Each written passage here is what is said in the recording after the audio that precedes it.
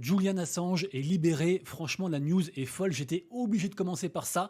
Le fondateur de Wikileaks, qui était incarcéré depuis 2019 et avant ça, il était bloqué à l'ambassade d'Équateur à Londres pendant genre des années, des années. Donc, ce gars, en fait, qui a révélé toutes les malversations, toutes les corruptions, notamment au niveau américain, avec la guerre en Irak, etc. Le gars, donc, était dans la sauce complète.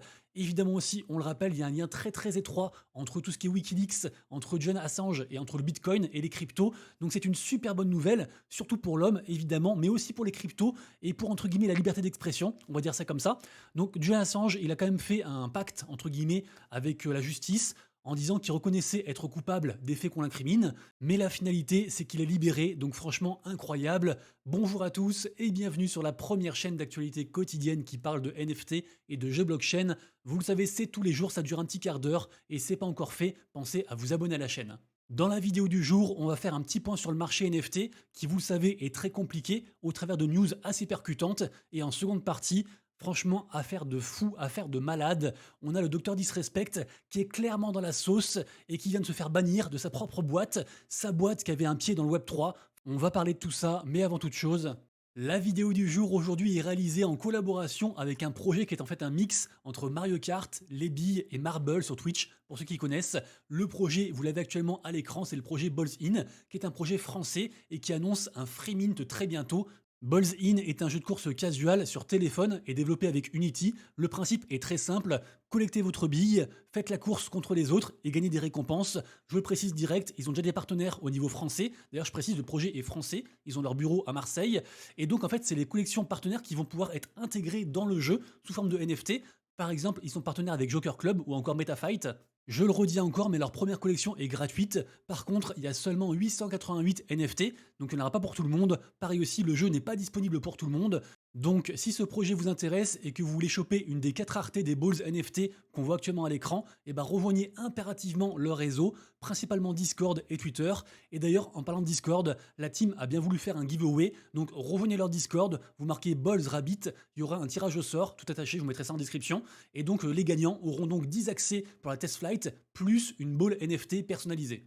Et sachez aussi qu'avec le rôle Test Flight dans le Discord, vous aurez accès donc à un channel exclusif avec des défis pareil aussi réservés que à vous. Et donc avec vous et les 250 autres joueurs, vous aurez des défis et des récompenses qui se trouvent que ici. À l'écran, vous avez les stats de la test flight qui s'est très bien passée et note assez rare pour le souligner, il n'y a pas eu de bug et ça dans les projets Web3 c'est assez rare.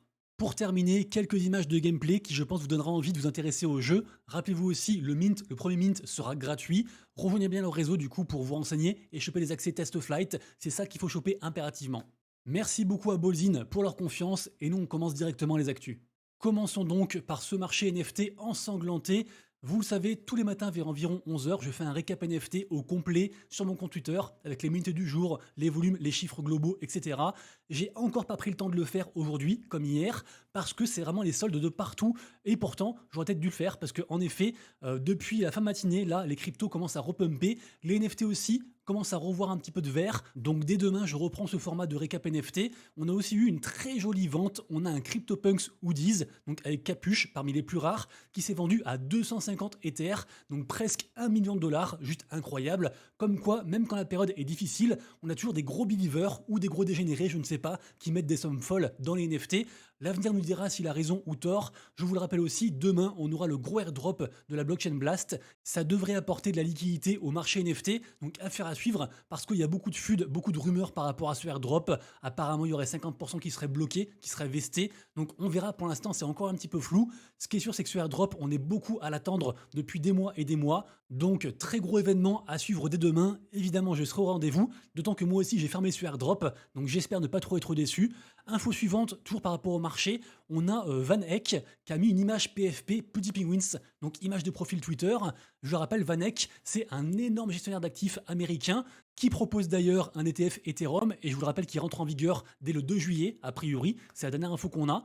Donc vraiment, vous le savez, ça fait des mois et des mois que j'en parle. Pour moi, Putty Penguins, c'est la collection de ce bull run. Malheureusement, elle est déjà très chère, elle a 8,8 ETH, mais comme quoi, en fait, même les plus grosses boîtes ont en très grande estime cette collection NFT. Ensuite, on a cette news qui est passée et qui est très étrange, puisque en effet, on apprend que Mark Cuban, qui est un milliardaire très pro crypto, très pro NFT. D'ailleurs, rappelez-vous, il avait fait carrément une vidéo pour promouvoir entre guillemets les NFT en disant que quand le marché s'écroule, c'est à ce moment-là qu'il faut acheter. Et évidemment, on est d'accord avec lui.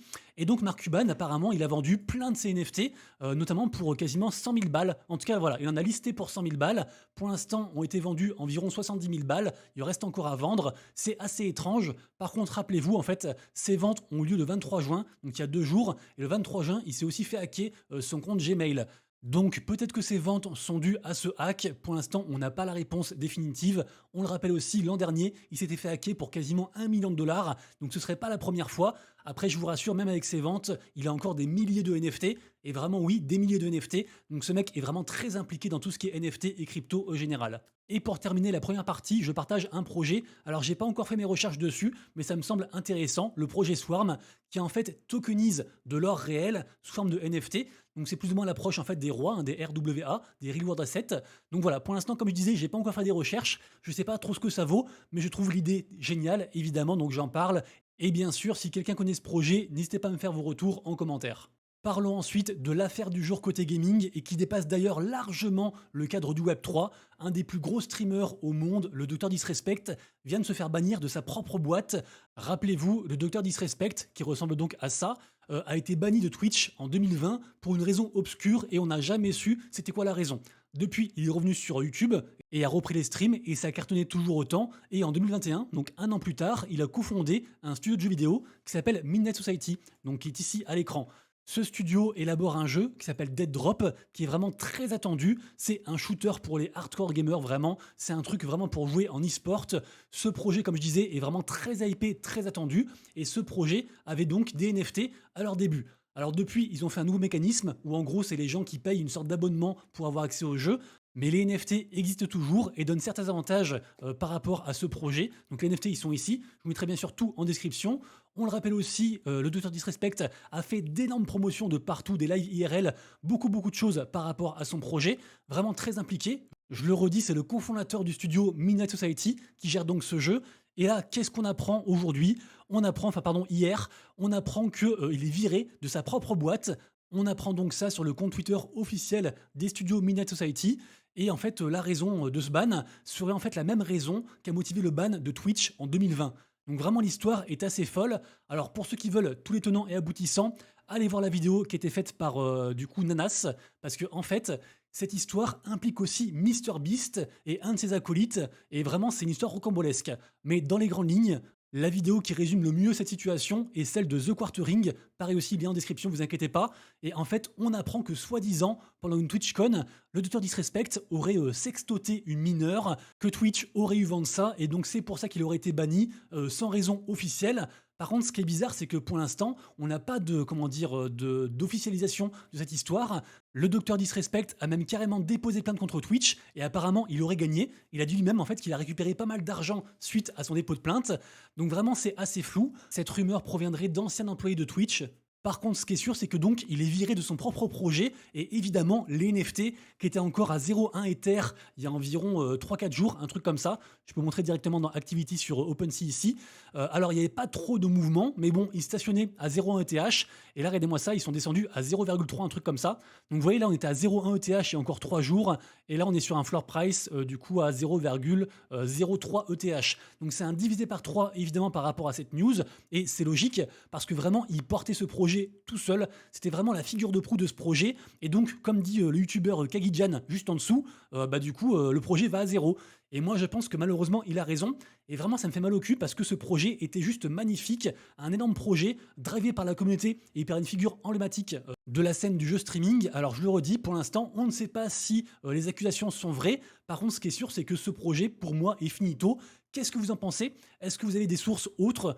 Est-ce que vous pensez qu'il est coupable ou c'est juste une machination? Et surtout, est-ce que vous pensez que ce jeu, en fait, va pouvoir survivre à un tel drama? Dites-moi dans les commentaires, mais vraiment, moi, j'ai de gros doutes. Ensuite, j'en ai pas mal parlé dernièrement, le projet Hamster Combat est une vraie révolution. Ça se passe sur Telegram. Pour ceux qui sont intéressés, je vous le rappelle, j'ai fait des vidéos à ce propos, notamment celle-ci, Pixelverse, Hamster Combat, et celle-ci aussi, La Folie Tap to Earn. Le projet vient d'arriver aux 200 millions de joueurs. Alors en vrai, il y a beaucoup de bots, mais il y a quand même 200 millions de comptes Telegram inscrits dessus. C'est un projet gratuit et bien sûr beaucoup de gens attendent le airdrop. En tout cas, les chiffres sont assez ahurissants. Et pour terminer, je vous le redirai je pense, mais préparez-vous pour le 27 juin, il y a beaucoup de choses qui arrivent, notamment l'open beta qui sera disponible sur l'Epic Game Store pour le jeu Shardbound, qui est un mix entre un jeu de cartes et un jeu type auto chess, un peu comme Teamfight Tactics. Également aussi, le projet Metalcore lance ses nouveaux playtests le 27 juin et son token le lendemain, le TGE le lendemain. Très gros projet, très attendu. Également aussi le jeu de combat Boss Fighter sortira donc le 27 et aussi la troisième saison du projet Nifty Island qui est un peu une sorte de métaverse gamifié, enfin de jeu un petit peu en monde ouvert comme ça, qui propose beaucoup d'activités, très communautaires. Ils ont aussi un token, c'est un très joli projet ça aussi et on peut y avoir accès bien sûr gratuitement. Merci à tous d'avoir suivi la vidéo. N'hésitez pas aussi à aller voir la vidéo que j'ai faite ce matin qui s'appelle 12 airdrop gaming gratuits. Il manque peut-être Boomland, mais sinon la vidéo est vraiment sympa je pense. J'espère que je vous ai apporté un petit peu de valeur encore aujourd'hui. Si c'est le cas, pensez à liker la vidéo et n'oubliez pas de vous abonner. On se retrouve dès demain pour une prochaine vidéo et d'ici là bien sûr, prenez soin de vous, de vos proches et de vos wallets. C'était Monsieur Rabbit, ciao.